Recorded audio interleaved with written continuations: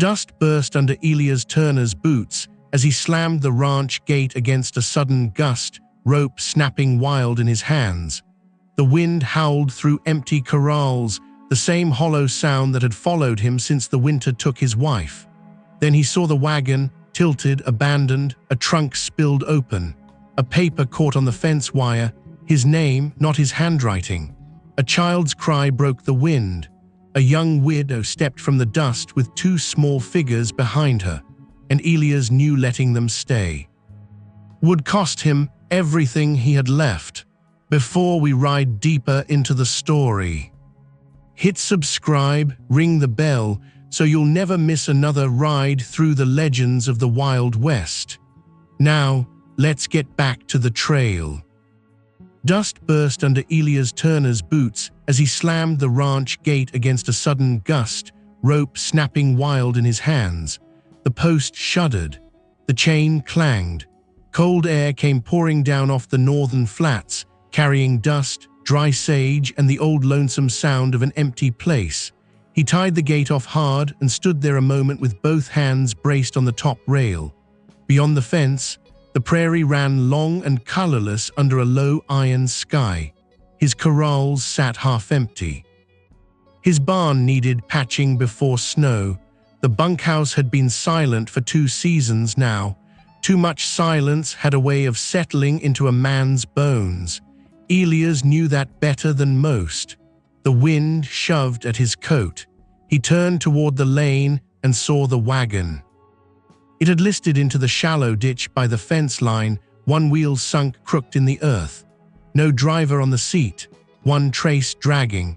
A trunk had pitched out and burst open against a rock, spilling a few dresses, a rolled quilt, a tin coffee pot, and a child's wooden horse with one wheel split clean through. A paper fluttered on the wire, snagged there by chance or providence. Elias crossed the yard in long strides and tore it free. He knew his own name before he fully saw it. Mr. Elias Turner. Turner Ranch. Dry Creek Territory. The writing below was neat and careful, not his hand, not any hand he knew. A second line carried the stamp of a registry office in St. Louis. The word domestic had blurred in the dust, but cook could still be made out plain enough. A child cried. The sound came thin through the wind. Elias lifted his head. From behind the wagon stepped a woman in a brown coat gone pale at the seams. One hand held the brim of a weather-beaten bonnet against the gusts. The other gripped the shoulder of a little boy no older than 5. Beside her stood a girl, perhaps 8, clutching a rag doll by one leg. Dust streaked all 3 of them. The woman's face was young beneath the road grime, too young for the hollowness in her eyes. Her mouth was set hard, as if the only thing keeping her upright was sheer refusal to fall. The boy buried his face against her skirt and cried again. The woman looked at Elias with the stiff caution of someone who had learned not to ask for mercy until she had no other choice left. "Mr. Turner," she said. Her voice had been rubbed raw by travel. Elias glanced from her to the ditch, to the snapped trace, then back to the paper in his hand. "That depends," he said. The woman swallowed. "I was told there was a position here, ranch cook, housework besides. I came from Cheyenne by way of Laramie, then south, then west." She stopped, perhaps hearing how poor that sounded when spoken aloud. "I had a driver until an hour ago. He took the mule that still stood and said he'd fetch help. He has not come back." Elias looked at the wheel sunk in the ditch, looked at the broken trace, looked at the track of a second mule headed away from the ranch. "He ain't coming back." The woman closed her eyes one beat too long. Not surprise then, only the confirmation of what she had already feared. The little girl lifted her chin. She had her mother's eyes, though not yet the caution in them. "Mama said you might let us stay." Elias did not answer. The wind pushed the woman's coat open for a moment. He saw the black dress beneath it. widow's cloth, travel-worn, hem hand-mended. He saw also the way she shifted, keeping one side turned slightly from him as though sheltering something hidden in the fold of her coat. Then the cloth settled again. "My name is Clara Hayes," she said. "This is Ruth, and this is Ben."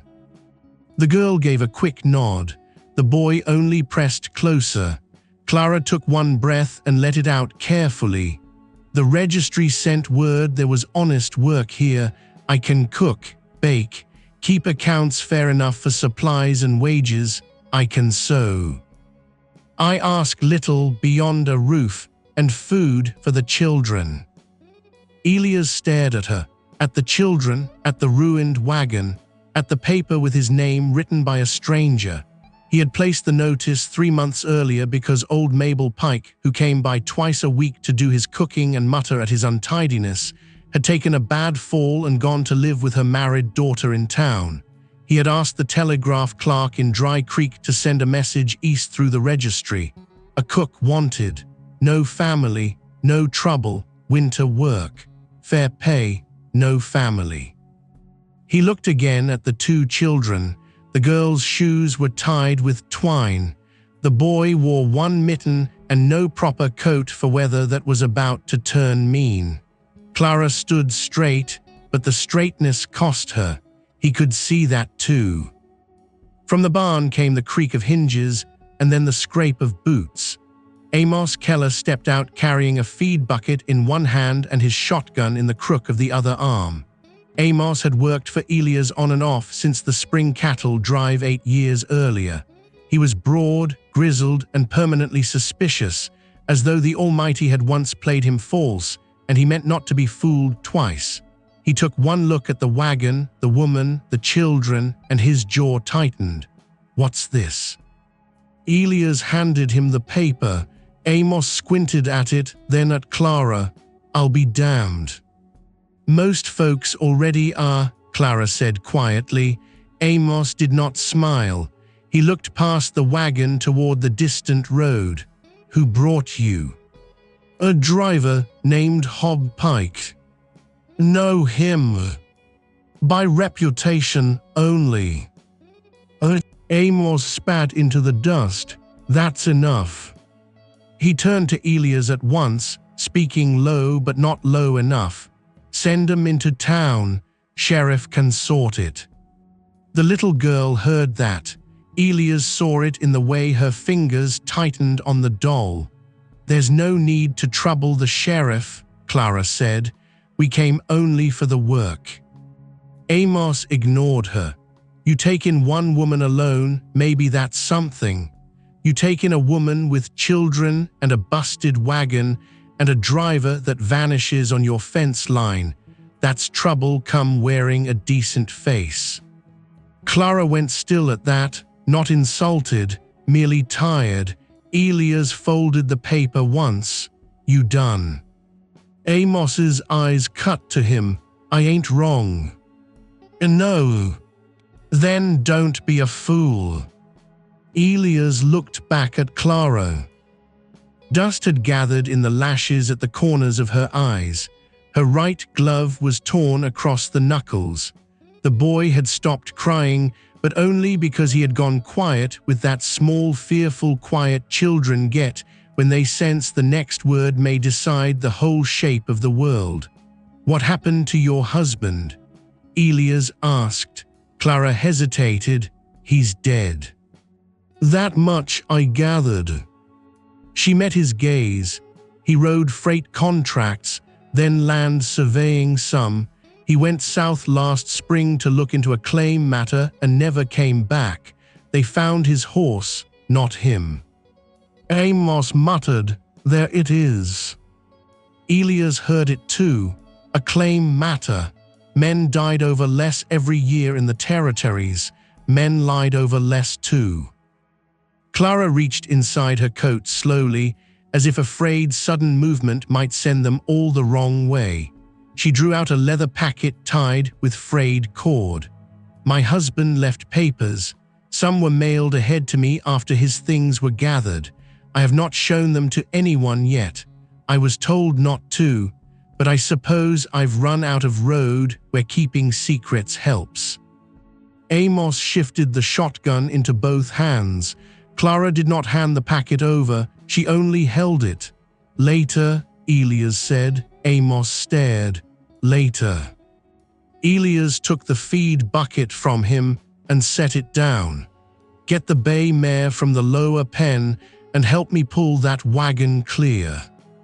Amos's face darkened. "Elias." "Inau." For a long moment, neither man moved. Then Amos swore under his breath and headed for the pen. Clara exhaled, but only a little. "I can pay wages back from the first month if need be." "I haven't said you're hired." Her chin came up. "Then why help us?" Elias looked at the children again. "Because the weather's turning." He stepped past her toward the wagon. "Bring the little ones to the house. Fire's banked but still alive." The girl did not move at first. She looked up at her mother, searching her face. Clara gave one small nod. That was enough. Ruth took Ben's hand and led him across the yard, moving fast now, as though she feared the invitation might vanish if she did not reach the door in time. Elias hooked his shoulder to the wagon wheel while Amos returned leading the mare. Together, they got a chain under the axle and hauled the wagon upright. One board on the side had split. The front wheel would need mending. The chest was cracked. Nothing past fixing, though the road had taken its payment. As Elias worked, Amos kept glancing at the house. "You don't know who sent her," he said. "Registry sent her." "You know what I means." Elias said nothing. Amos lowered his voice. "There's been men in town asking about a surveyor's widow these last 2 weeks." That stopped Elias' hands. "What men?" "3 of them first, then maybe 4, hard riders, one with a scar down the lip, spent money too easy for cattle drovers and asked too many questions for lawmen." Amos looped the chain around the hitch and tightened it. "Name Hayes came up once in Doyle's saloon. I didn't think on it then." Elias straightened slowly. "And you chose now to mention it." "I chose now because now it's standing in your yard." The mare leaned into the traces. The wagon creaked up another inch. "What did they want?" Elias asked. Amos gave him a hard look.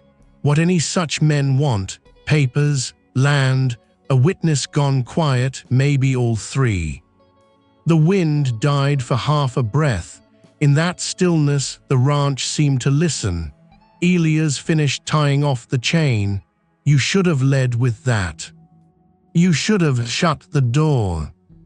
When the wagon was back on even ground, Amos took the mare away and Elias gathered the spilled belongings. There was less than he had expected. 2 dresses, a Bible wrapped in a shawl, a skillet, 3 tin plates, a sack of clothes so small it could only belong to the children. Hard times had stripped the rest from them along the road. At the bottom of the trunk lay a framed photograph with the glass cracked through. Elias lifted it carefully. A younger Clara stood beside a man with a surveyor's transit under one hand and the faint, hopeful stiffness of a fellow not used to being photographed. He wore a dark suit that didn't sit natural on him. Ruth, smaller there, leaned against Clara's hip. Ben was not yet born, or else too new to be carried out. No joy in the picture, but determination. That had its own kind of dignity.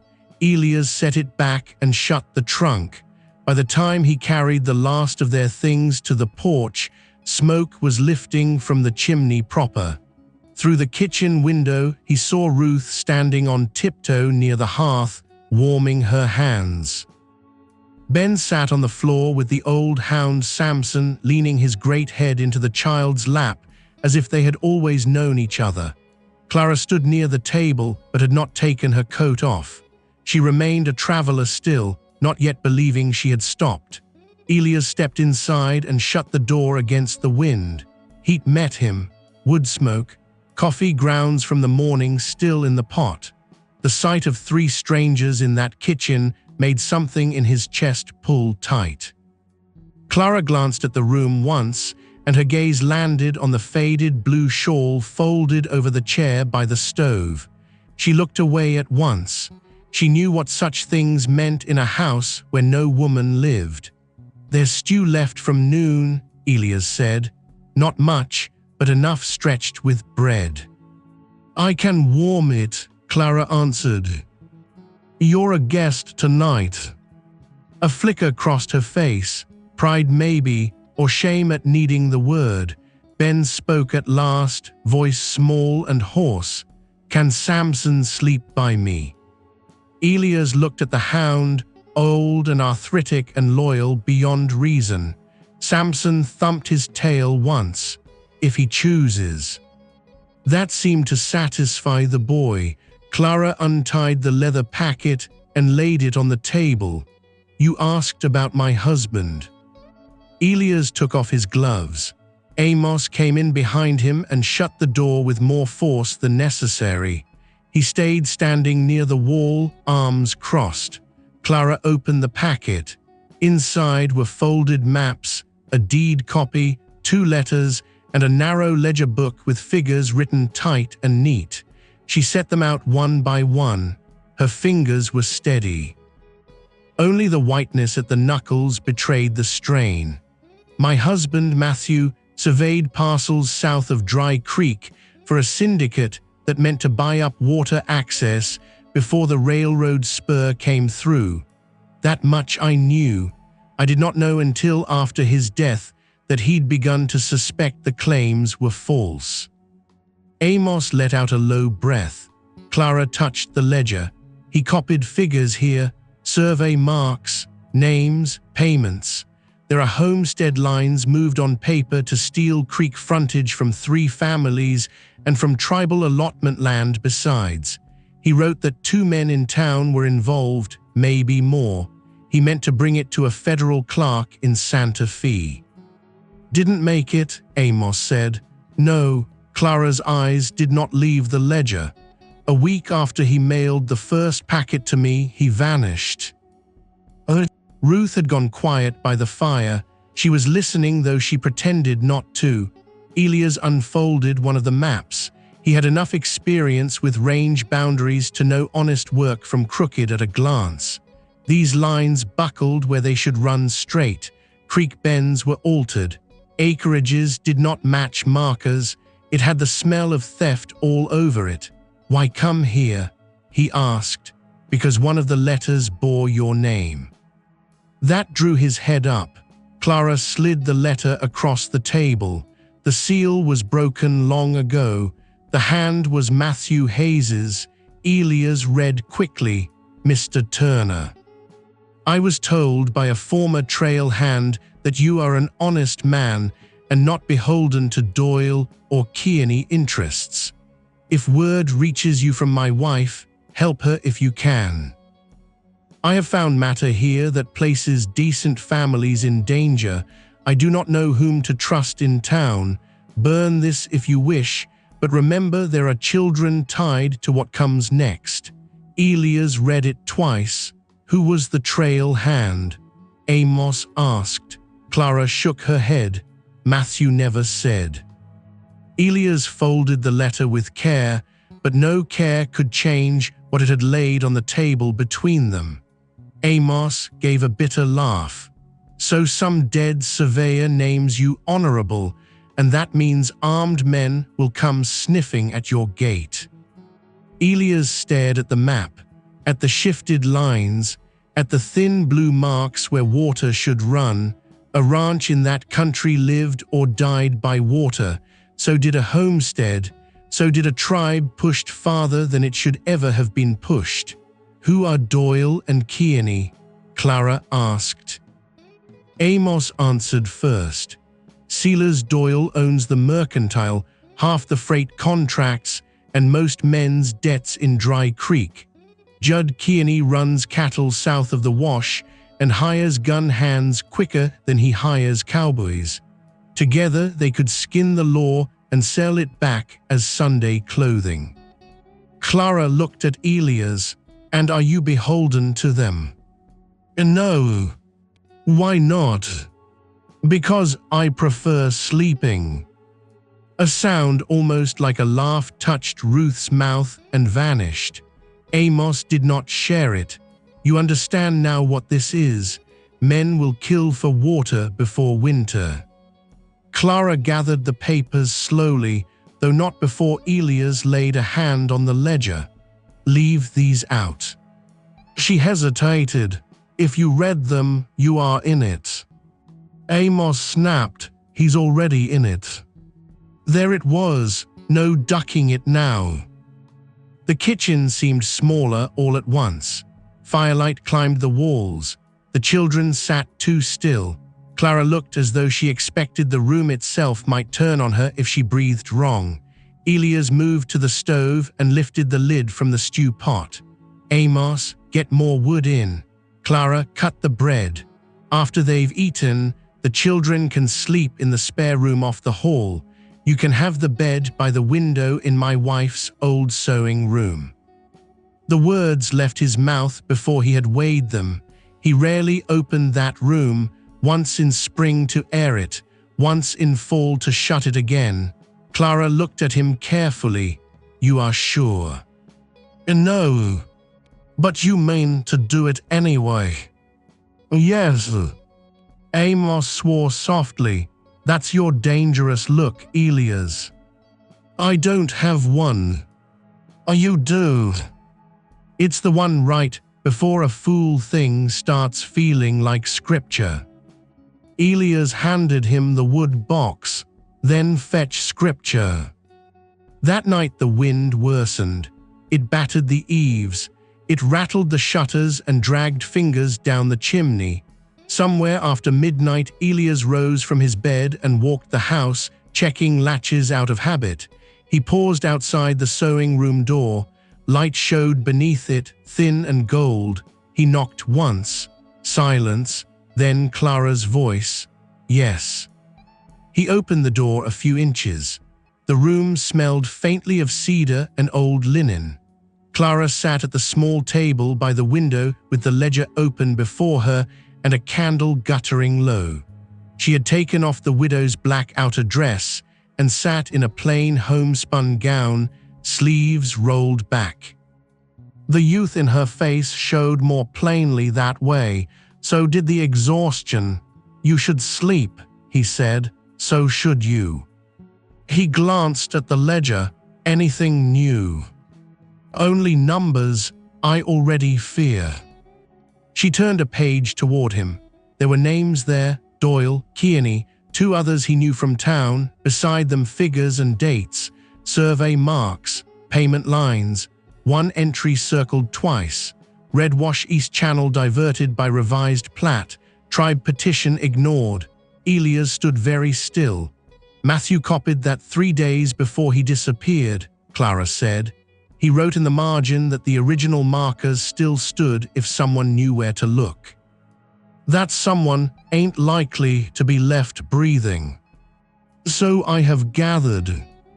She closed the book. Mr. Turner.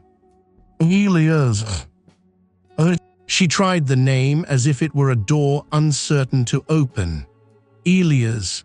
Tomorrow, if you judge it safer, we can go into town. I do not ask you to carry this burden. He looked at the little sewing basket in the corner, untouched since the winter Sarah Turner had died before delivering the child she had carried almost full term. A scrap of blue fabric still lay tucked under the lid. He had never moved it. You asked for work, he said. Yes. You still got it, for now. For now. That means while you're on this ranch, whoever wants you deals with me first. Something shifted in her face then, not relief. Relief would have been too easy. It was the look of someone who had not been defended in a long while and did not quite remember how to bear it. "You owe me wages in biscuits," he said. That time the laugh came proper though small. "I can manage that." He nodded once and shut the door. At dawn, Amos rode to town for nails, flour, and news. He returned by noon with all three and a darker look than before. "They know," he said, as soon as he swung down from the saddle. Elias stood by the water trough, breaking ice from the edges with an axe. "Who?" "Everyone. That narrows nothing." Amos tied off the reins. Saw Hob Pike drunk outside Doyle's, bragging he left a widow and 2 pups on Turner land for better men to collect. Said he'd made easy money twice in one day. Clara, carrying wash from the line, stopped cold where she stood. Amos glanced at her and lowered his voice, though not much. "Also heard Kearney's riders asking whether you hired yourself a cook or adopted a lawsuit." Ruth came out onto the porch then and read the adults' faces before anyone spoke. Children were built for that. Elias set the axe aside. Did Doyle speak? Only smiled. Amos rubbed at his beard. Sheriff Bledsoe smiled too, which is worse, means he's frightened or paid. Likely both. Clara set down the laundry basket with care. "If I leave now, perhaps." "No," Elias said. He did not say it loud. He did not need to. Amos looked from one to the other. "Then you need to read the rest of what she carries and decide whether you're planning to bury it, hand it over, or ride into a hornet nest with it tucked under your coat." Elias lifted the ledger from where he had hidden it in the feed room grain bin overnight. They spent the afternoon over maps spread across the kitchen table while wind moaned outside, and the children played in the next room with a deck of worn cards missing 3 queens. The figures told a mean, clear story. Survey lines had been altered to push creek access toward Kearney's grazing land. Several claims held by small settlers would become worthless if the changes were upheld. A tract used seasonally by a nearby Apache band had been marked as abandoned on paper, though everyone within 50 miles knew otherwise. Men in offices far away would read tidy maps and think order had been made. Out here it would mean hunger, eviction, blood. By late afternoon, Elias pushed back from the table. "Need the original markers." Clara looked up. "Matthew wrote that too." "I know." "South of Red Wash," she said, "near the cottonwoods and the split bluff."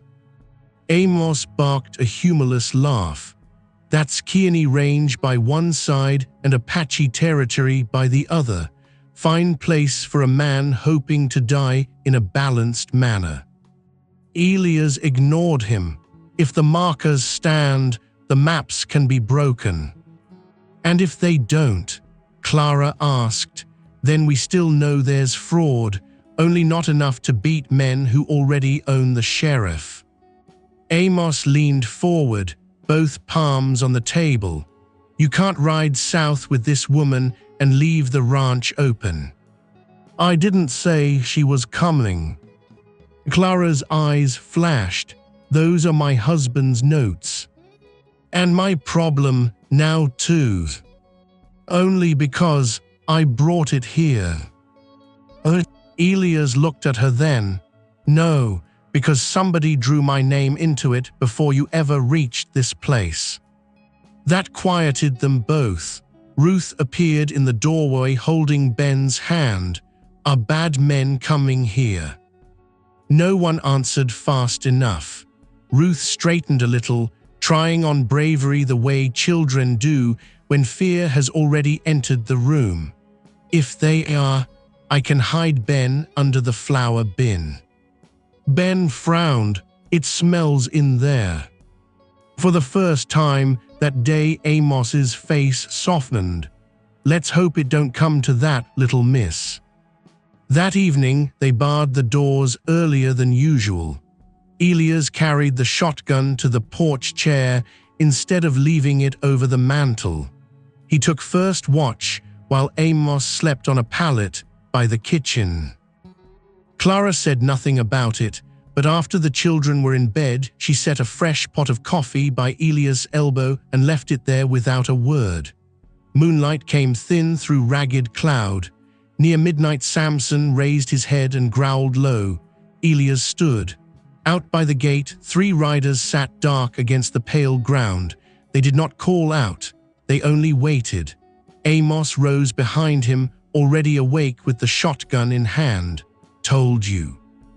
Clara appeared in the hall doorway, one hand clutching her shawl closed.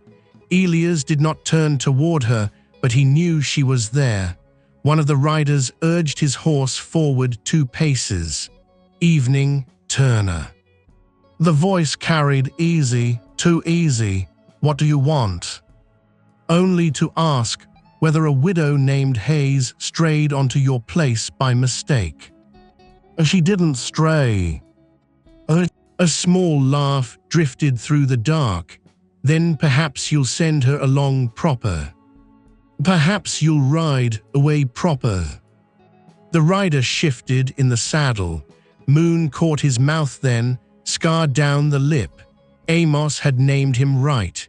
"Mr. Kearney is willing to settle matters peaceful," the man called.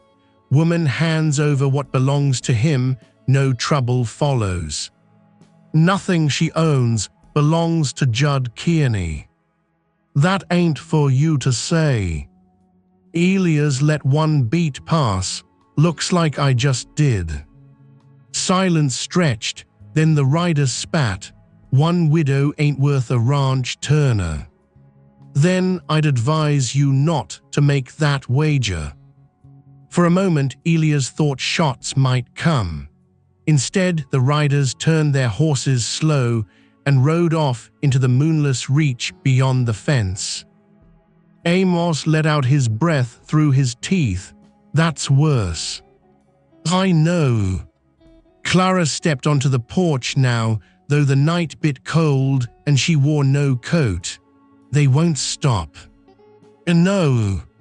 She looked toward the road where the riders had vanished. Matthew believed once that truth was enough, if written plain.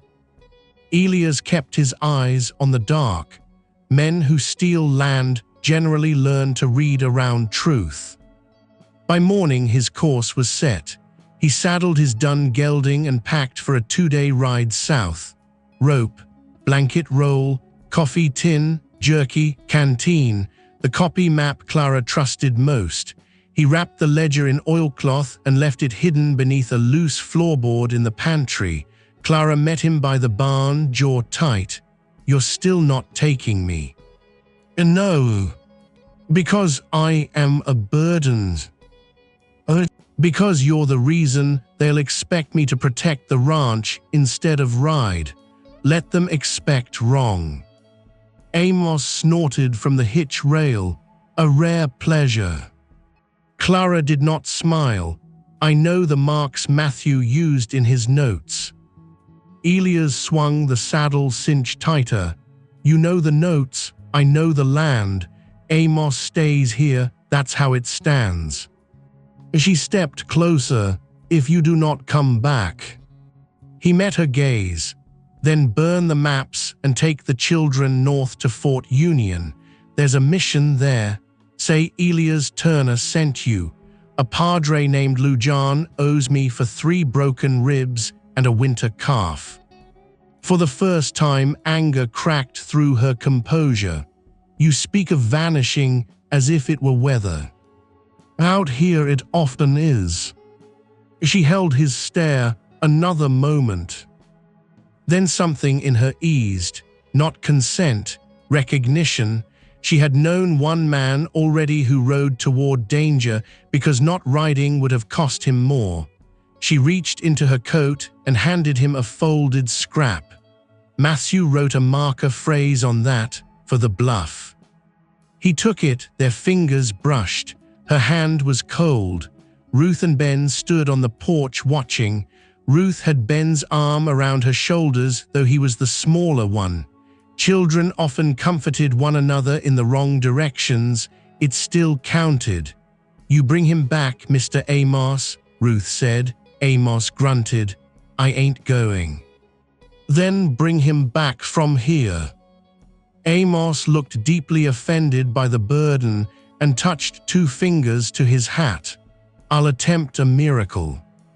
Elias rode south under a sky the color of old tin. The land widened and emptied as the morning wore on. Dry grass whispered under wind. Crow tracks stitched the arroyo edges. By noon he crossed Red Wash, where the banks crumbled red as split brick, and angled toward the cottonwoods Clara had named. No smoke showed, no cattle either, too quiet for land under dispute. Signs of danger came first the way they always did. A snapped willow branch at shoulder height, fresh horse droppings where no trail ought to be. Then, near the split bluff, a buzzard lifting from something pale in the grass. Elias slid from the saddle and approached on foot. The pale thing was not a carcass.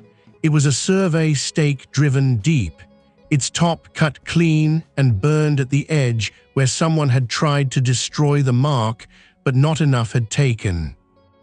He brushed dirt aside and found the faint hammered numbers beneath. Original line. He checked the map, then the land, then the creek bed gone nearly dry but not dead. If this marker held, the others might too. A rifle clicked behind him. Step away from the stake. Elias straightened slowly. 5 mounted men stood above the wash. 2 wore Kearney colors, 3 did not. One of those 3 wore a red band at his braid and held his rifle steady as a fence post. Apache. So Amos had been right in both directions. Elias lifted his empty hands. Wouldn't do much good to argue. I was only admiring the workmanship. No one laughed. The Apache rider said something short to the others. A second rider, older, scarred at the temple, dismounted and took Elias' gun. "Kearney's men say you sniff south for stolen lines," the older man said. "Kearney's men lie for wages." "That don't make you truthful." Elias looked at the stake again. "It's enough for one day that one thing in this country still stands where it ought." The older rider studied him, then jerked his head. "You'll come." Elias glanced toward the open land. "Figure, I gathered that." They took him east through a maze of drawers and stone shelves until the ground rose and narrowed into a hidden basin. There were lodges there, horses picketed in a curve, women working over hides, children carrying wood. Men looked up as Elias was led in. Not hostile at first glance, not friendly either. The whole camp seemed to weigh him in silence. A man sat near the central fire, wrapped in a dark blanket over a cavalry coat long since taken from some former owner. His hair was braided with gray at the temples. His face held the composed stillness of someone used to being watched by frightened men. Authority settled on him without effort. The older rider spoke to him in Apache, then nodded toward Elias. The seated man's eyes moved to Elias and stayed there. At last he spoke in careful English. "You ride alone into a place where many would kill you first and ask truth later. That is either courage or sorrow." Elias answered simply, "Sometimes they travel together." A murmur moved through 2 of the men nearby. The authority figure did not react. "I am Chaska," he said. "My people used that water before Kearney learned the sound of his own name. Now white maps say we wandered away from it." "I've seen the maps. And why does a rancher care?" Elias could have lied then, could have offered some neutral answer about fairness and land records and keeping peace. Instead, he gave the plain thing. A dead surveyor asked me to help his wife if word reached me. She reached me. That makes it my concern. Chaska's gaze sharpened by a degree. The widow. Yes. You shelter her. Yes. The man beside Chaska spat into the dirt. Then Kearney will burn your house and say he feared thieves. Wouldn't be his first lie, Elias said. That earned him a harder look, but also the faintest lift at one corner of Chaska's mouth. You found a stake, Chaska said. One. There are more. Then the maps can be broken. Perhaps, Chaska let the silence lengthen, or perhaps a white court will say our word and your dead surveyor's notes are less than Kearney's coin. Elias had no answer to that. The truth of it sat heavy. Chaska studied him a moment longer. Why not take the papers and bargain with Kearney for your own safety? Because some bargains rot a man faster than age. That time several men around the fire looked at him more closely. Chaska leaned back a little. You speak plain. I'm tired. That helps. He said something in Apache, and a young man brought Elias a tin cup of water.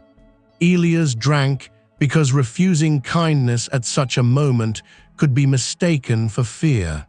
At length Chaska stood. He was not tall, but he moved with the contained force of a man who had long ago stopped wasting effort. You will see the markers, he said. Then you will leave before dark. If Kearney's riders catch you after, your God may sort out who lied. I appreciate the courtesy. It is not courtesy. Chaska's voice went flatter. It is measurement. They rode another mile with 2 escorts. Hidden among brush and stone, Elias found 3 more original stakes. One still bore the federal stamp. Another sat beside an old cottonwood scarred by a hatchet blaze Matthew Hayes had marked in his notes. The proof was real, not enough for justice by itself, enough to start a fire in the right place. When they returned to the basin, Elias found a new horse tied near the edge of camp, a chestnut mare. Worn saddle, familiar blanket roll. His blood went cold before thought caught up. Clara stood near the fire, wrists free but flanked by 2 women as if to prevent foolishness rather than escape. Ruth and Ben sat beside her wrapped in blankets. Amos, bruised across one cheek and looking murderous, was tied to a post with far more rope than the situation likely required. Elias stopped hard. What happened? Amos answered first. What happened is your widow don't take instruction worth a damn. Clara ignored him. Kearney's riders came by the ranch while you were gone. We left by the creek cut. Thought to reach you before they circled ahead. We found your trail, then we found them. She nodded toward the Apache camp, and they found us. Ben looked up, solemn and unafraid, now only because fear had worn itself down. Mr. Amos hit a man with a skillet. Amos drew himself up as much as rope allowed. He deserved more. One of the Apache women actually smiled at that. Chaska approached with unreadable eyes. Your people travel badly. They aren't my people, Amos grumbled. Then, after a pause, mostly. Clara rose to her feet. I had to come, there is more. From inside her coat, she drew another folded paper, dirty and damp with sweat. I found it stitched into the lining of Matthew's old valise last night, a letter he never mailed. He names the man paying Hob Pike to track me west. Elias took it and read. The name on the page was Silas Doyle. Below it, in hurried lines, Matthew wrote that Doyle meant to use Kearney's riders as rough hands while keeping his own hands clean. There was mention of a witness too, a girl at the mercantile office who had copied accounts she should not have seen. If harm came to him, Matthew feared the girl would be silenced next. Elias folded the letter slow. Dry Creek was no longer just crooked maps and hard men on the range. It was a whole pocket of town corruption bound to money, law, and fear. Chaska watched his face. The paper changed something. It widened it. That is the way with truth. Amos jerked at his ropes. Can wisdom wait till I'm untied? Chaska nodded, and one of the young men cut him loose. Amos rubbed his wrists and glared around. Pleasant folks, once you get past the kidnapping. Chaska ignored him. His eyes stayed on Elias. Kearney and Doyle steal from many sides, white homesteaders, my people, widows, then they call it order. He stepped closer. You came for markers, now you carry more, so hear this. If you ride back with those papers, Kearney will strike before law ever stirs. Then he'll strike. Chaska considered that, perhaps. He turned and spoke to one of his men who disappeared between the lodges. When the man returned, he led a bound prisoner by the arm, Hob Pike. The driver's hat was gone. One eye was swelling shut. He looked at Clara and paled worse than his bruises could explain. Amos let out a low whistle. Now there's a useful piece of weather. Chaska said, my scouts caught him carrying word between Doyle and Kearney. He offered many stories to avoid a rope. In one of them, he said he abandoned the widow at Turner Ranch because Doyle wanted the trouble there. He also says Kearney plans to ride tonight with 6 men and take the papers by fire if needed. The air seemed to sharpen. This was the return, the reversal. Elias felt it the moment it settled into place. He had ridden south for proof. The opposing side had returned proof, warning, and a man who could tie it together if he could be kept alive. Chaska's next words made the weight of it plain. You will take him. Elias looked at Hob Pike, then back at Chaska. That's a burden. Yes. Why give him to me? Because if we take him to white law, he vanishes. If you take him, perhaps he speaks before too many hear the shovels start. Chaska's gaze did not waver. Now your test begins. Clara looked at Elias. Amos did too. Elias understood at once. He could still run, take Clara and the children farther west, burn the papers, disappear into some smaller life where no one knew the names Doyle or Kearney. Men had done less noble things for reasons less human, but if he ran, Dry Creek would remain what it had become. The stolen water would stay stolen. The witness girl in town would likely die. Kearney would keep riding. Doyle would keep smiling. Clara would spend the rest of her years fleeing a ghost that still carried money and guns.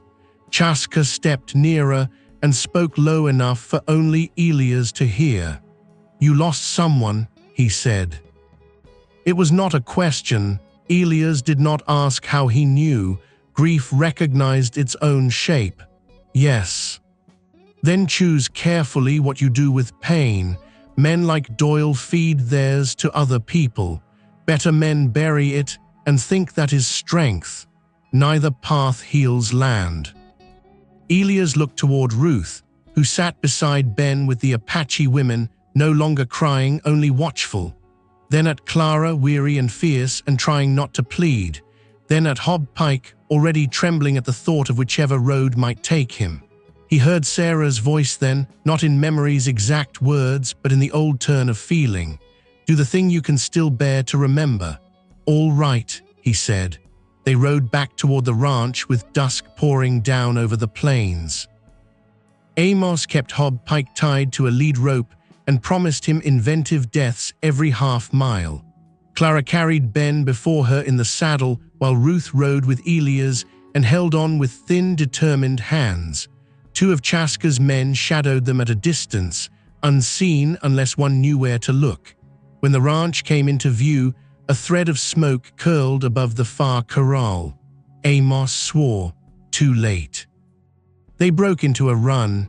Kearney's men had fired the hay shed but left before the blaze spread to the barn. The porch rail was split where bullets had struck, one window shattered. Samson barked himself hoarse from under the house, but the main building still stood. Elias dismounted and ran through the rooms. Empty, drawers pulled, mattress slashed. Floorboard in the pantry ripped up and the hiding place exposed. "The ledger's gone," Clara said from behind him. Elias bent and touched the broken edge of the board. "No." He lifted the oilcloth bundle from where he had shifted it at dawn into the stove ash bin under a false coal pan. "Not gone." Amos let out a sound half relief, half disgust. "Your suspicious streak may yet save civilization." Hob Pike, tied to the porch post, looked near fainting. "They said they'd only scare you off." Amos struck him open-handed hard enough to knock his hatless head sideways. "That for your honesty." Elias stepped out into the yard and looked south. Night thickened over the range. Somewhere beyond it, Kearney was likely circling back toward town, thinking fear had done its work. He made his decision there. "We ride to Dry Creek now." Amos blinked. "At night." "At night? With the children?" "No, Clara stays here with them." Clara came to the porch. "No." Elias turned. "No. If Doyle has already set his men on us, there is no safety in waiting here for dawn. And if Hob Pike speaks in town, I mean to hear it."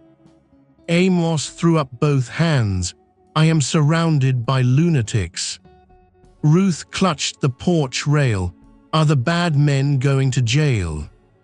"No promises yet," Elias said. Clara moved down the steps until she stood inches from him. "This began with my husband. It passed through me. It ends with me there." Elias looked at her face in the dark and saw what argument would purchase him. "Nothing," he nodded once. "Then you stay close." Dry Creek after midnight was never truly asleep. Lamps still burned at Doyle's mercantile office and at the saloon across the muddy street. A piano somewhere hit the same wrong note 3 times in a row. A drunk laughed. Another coughed himself raw. Elias rode in with Clara beside him, Amos dragging Hob Pike by the rope, and the children bundled under blankets in the wagon they had hastily repaired enough to roll. Chaska's 2 men vanished before town proper. Whether they remained near, Elias could not tell. People saw them and sensed a story before they knew the words. Doors opened. Faces appeared in windows. By the time Elias reined up before the sheriff's office, half the street had gone quiet. Sheriff Bledsoe came out fastening his vest, heavy-lidded and thick through the middle. He took in Elias, Clara, Hob Pike's bruised face, and the crowd growing in the shadows. "What's this then?" "A confession walking," Amos said. Bledsoe's eyes narrowed. "Untie that man." "After he speaks." The sheriff's gaze hardened. "On whose authority?" Elias dismounted. "On the authority of a ranch burned tonight, stolen survey lines, and a dead man's notes." That stirred the street. Doyle emerged from the saloon then, hat in one hand, smile already laid on like polished brass. He was trim, silver-haired, elegant in a way no frontier merchant had any right to be. Judd Kearney came behind him broad-shouldered in a black coat, 2 riders at his back, and violence showing plain in the set of his jaw. "Well now," Doyle said pleasantly.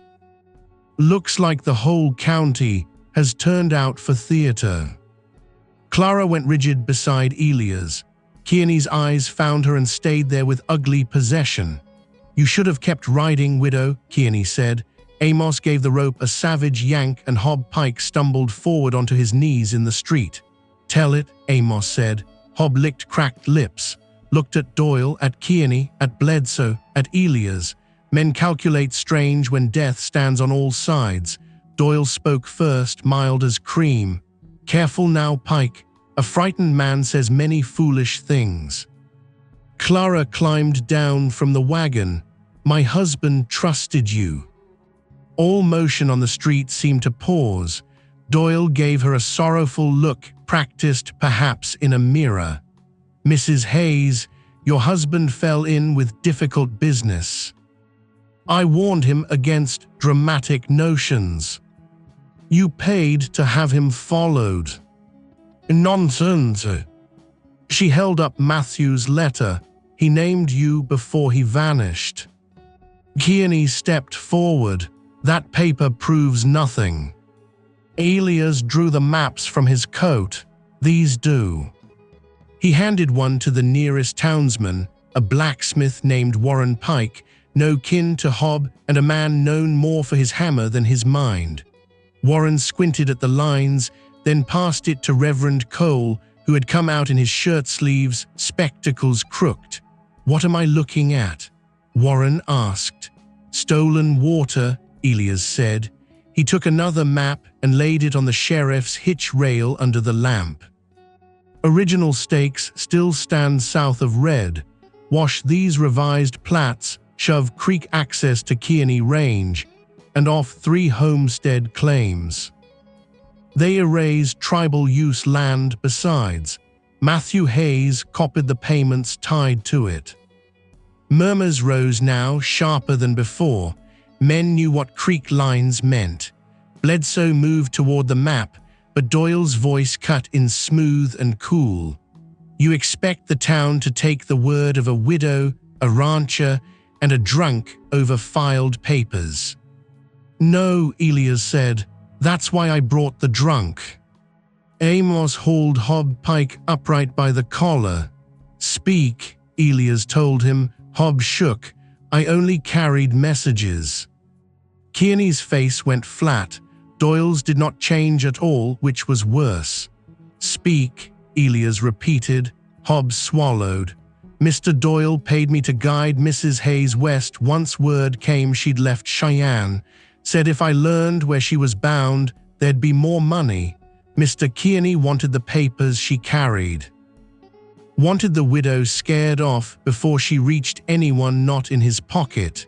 His voice broke. I left her wagon at Turner Ranch because that was the order. Make trouble there, flush out the notes if he had 'em too. The crowd erupted in low, angry sound. Sheriff Bledsoe stepped in at once. Enough, that's tavern talk from a beaten man. Then read this, Clara said. She thrust the letter at him. Bledsoe did not take it. Elias saw the decision in the sheriff's face before the rest did. Fear, not of truth, of who held power if truth failed. Bledsoe reached for Hob Pike instead. I'm taking this man into custody. For protection, Amos asked. For order. No, Elias said. The single word cracked through the street. Bledsoe turned. You don't get to tell law its business. You haven't been doing law's business. Kearney moved then, one hand near his gun. This farce ends now. The town braced. Hands drifted toward holsters all along the boardwalk. Women in the windows pulled back. Ben made a frightened sound from the wagon and Ruth hushed him hard enough to shake herself. Elias stepped into the open between Kearney and the rest. There it was. The final edge at last. He could kill Kearney, right there. Few in the street would mourn much. Judd Kearney had bled too many men, bullied too many families, burned too much honest work into ash. Elias could feel the old grief in him rise, hot and merciless, asking what good all his restraint had ever done. Sarah dead, their child dead, years of silence, a ranch half empty. A heart gone cold for want of someone to warm it against. Men like Kearney walked through such losses untouched. Men like Doyle profited from them. Violence offered a simple language in moments like that, a brief, brutal certainty. Then he heard Chaska's voice again in memory. Choose carefully what you do with pain. And beneath that, older still, Sarah's quiet way of looking at him when he was near anger and pretending he was only tired. Kearney's hand closed on his revolver. Elias did not draw. Do it in front of your town, Elias said. Do it in front of the widow you hunted. In front of the children you meant to burn out. In front of every man whose water you stole. Kearney stopped. The street held its breath. Elias took one step closer, empty hands visible. Or stand there and hear Hob Pike name Doyle's payments. Hear the survey marks read aloud.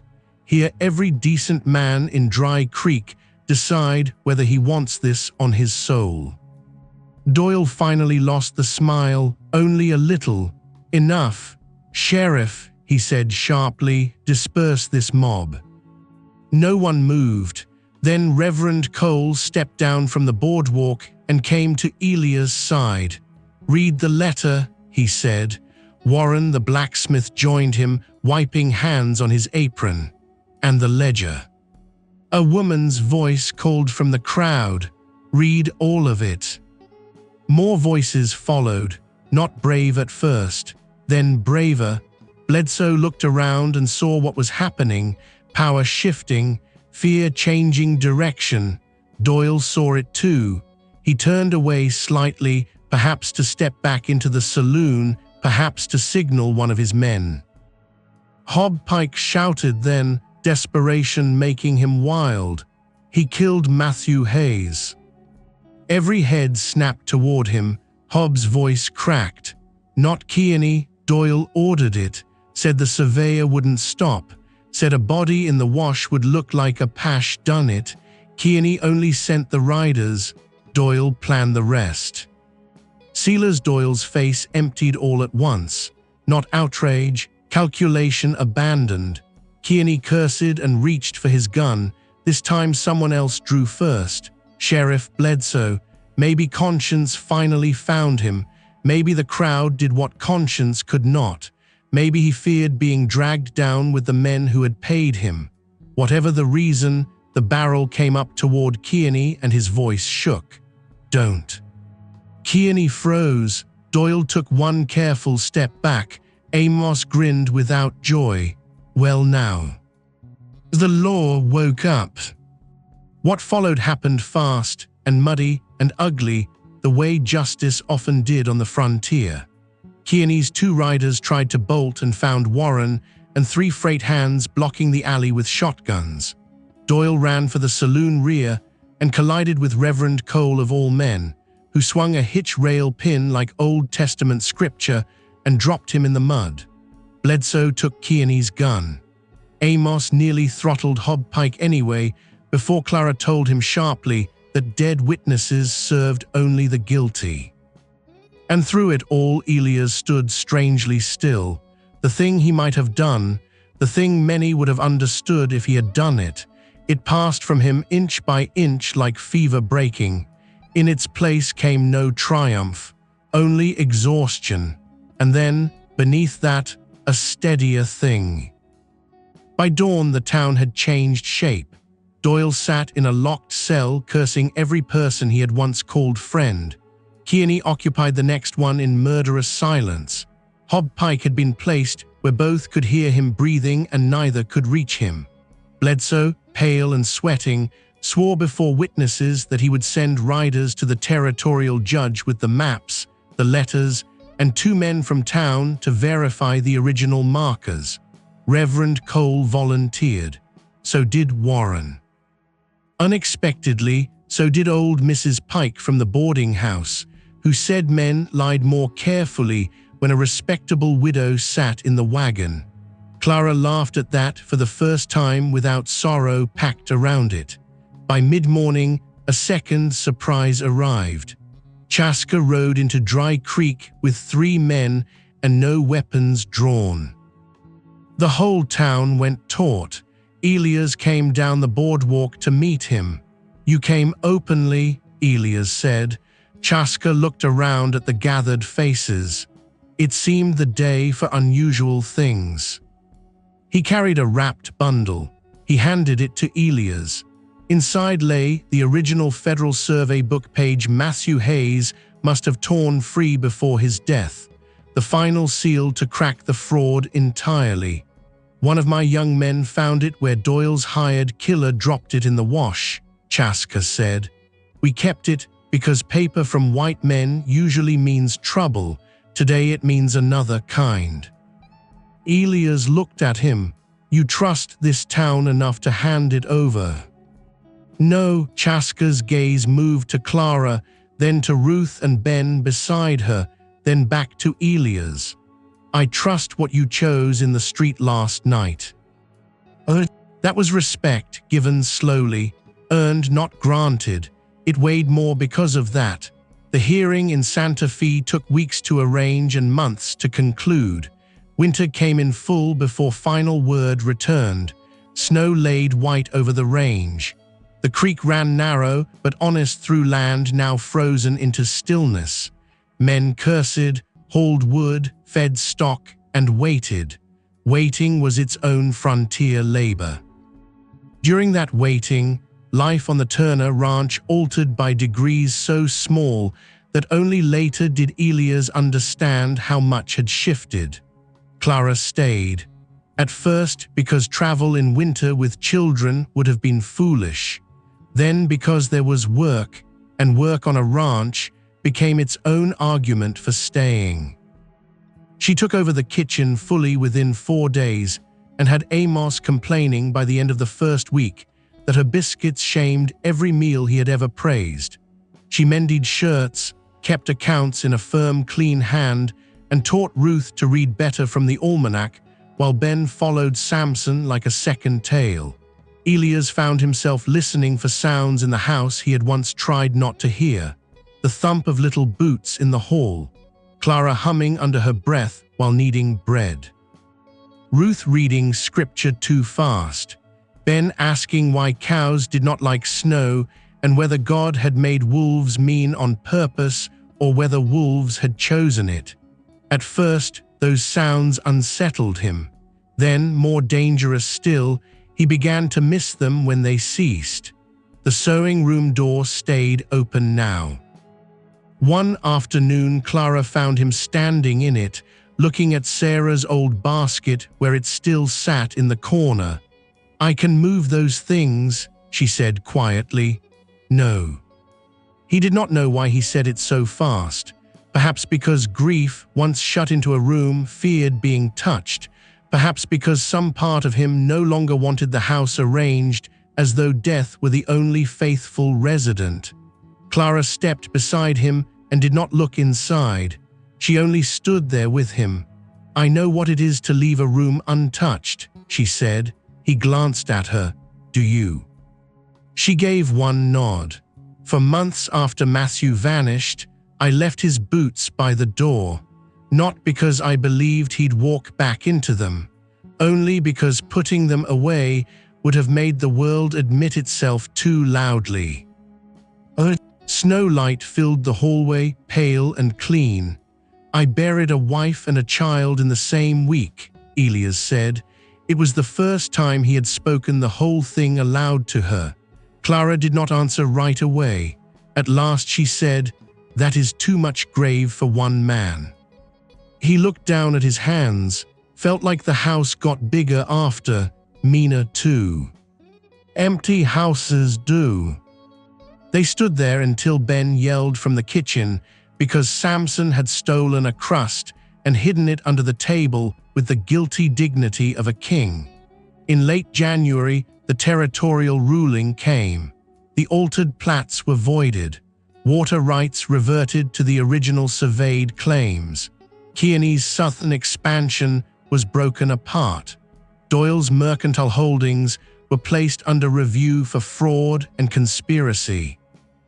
2 small homesteads kept their winter access because of it.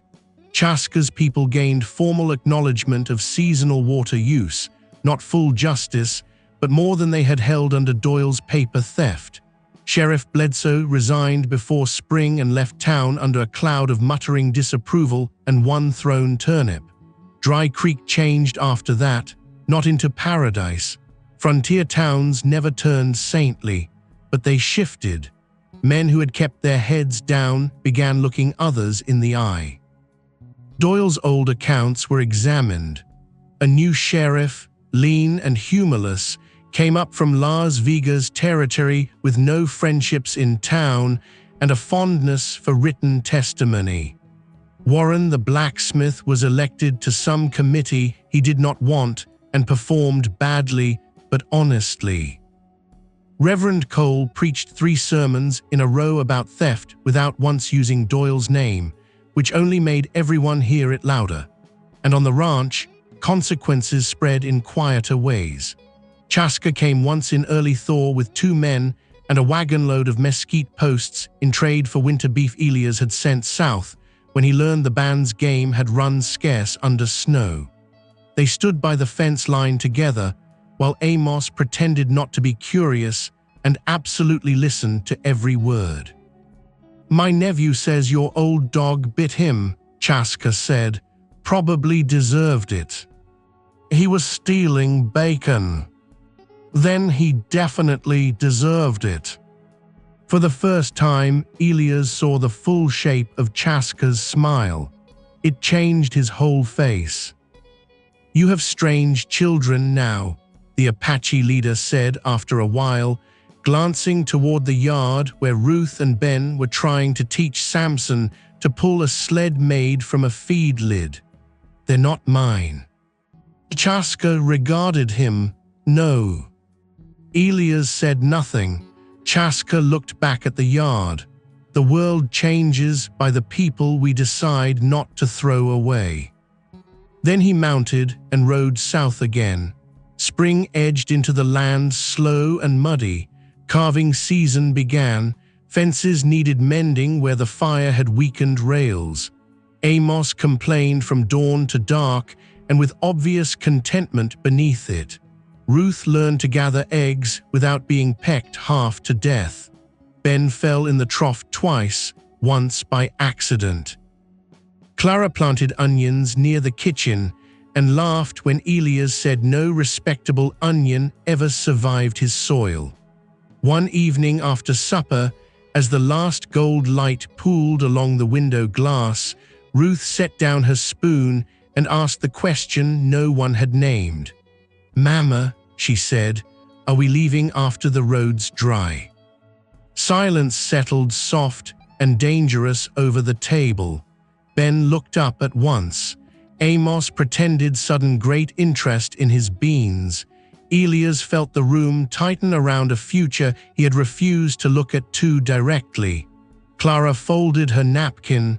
"I don't know yet." Ruth's eyes moved to Elias. Children sensed the true center of a matter faster than adults. "Do you want us to?" The honest answer startled him by how quickly it rose. "No." The word seemed to land in all of them at once. Clara looked at him very still. He set down his fork. The old staccato certainty of danger was nowhere in him now. This was another kind of courage and more frightening for lacking rifles. "When you first came," he said, "I thought sheltering you meant losing the last quiet piece of life I had. I was right." A small breath of laughter moved around the table, even Amos.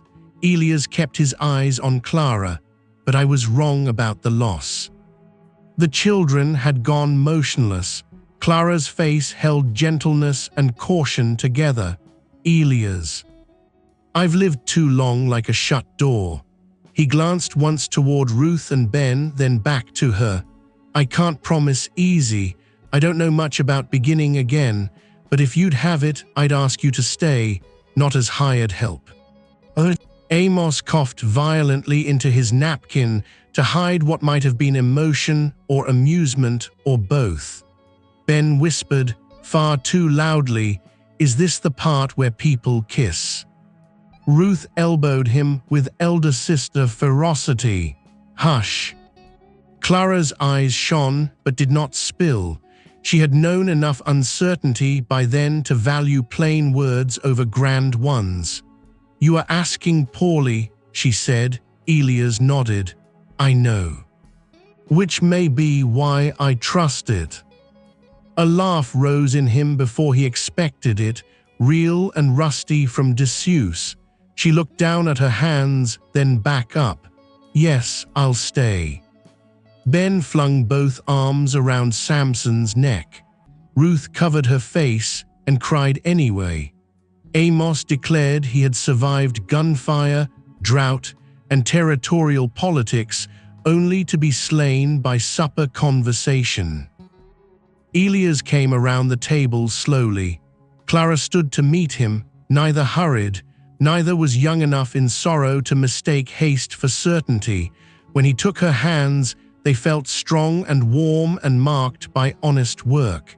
"Still owe me wages in biscuits," he said. Her smile deepened. "Then you had best keep me." He kissed her forehead first. Then when she rose a little toward him, her mouth. Outside, the wind moved through the thawing grass. Not hollow now, only spring. Years later, people in Dry Creek would tell the story wrong in the usual ways. Some said Elias Turner had faced down a dozen riders without blinking. Some said Clara Hayes arrived at his gate like Providence itself, with papers that changed a county.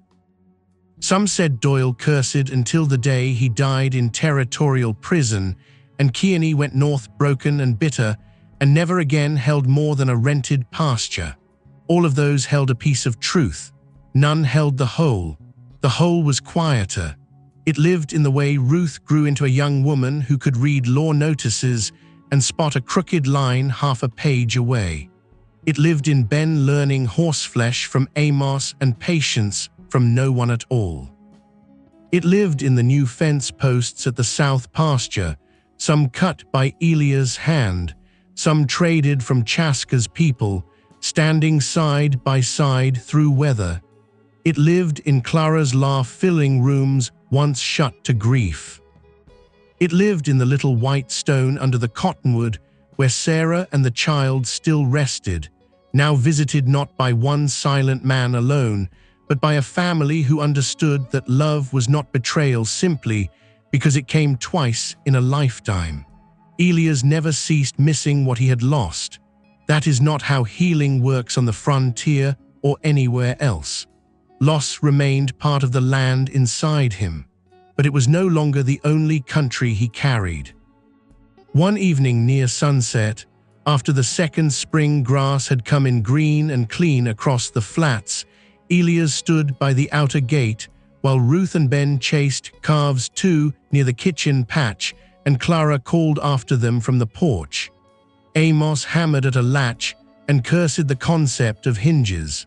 Far south, a small group of riders moved along the ridge. Chaska among them, bound elsewhere, yet raising one hand in passing. Elias lifted his own. The sky burned copper above the prairie. The corrals were no longer empty. The house no longer sounded hollow. Wind moved across the land and brought not loneliness this time, but supper smoke, horse sweat, children's laughter, and the unremarkable music of a life joined back together plank by plank, choice by choice. A simple ranch job offer had brought a young widow to his gate. The rest had been danger and truth, and men who mistook mercy for weakness. But what changed his life forever was not the trouble that followed her. It was that when trouble came, he chose honor over fear. And when peace finally arrived, he was brave enough to let it stay. If this story stirred a memory or two, saddle up with us again. Hit subscribe and help this old frontier tales alive. Out here, every name, every trail, every sunset still matter. So, till we meet again, friend, keep your hat tipped to the past and your heart pointed west.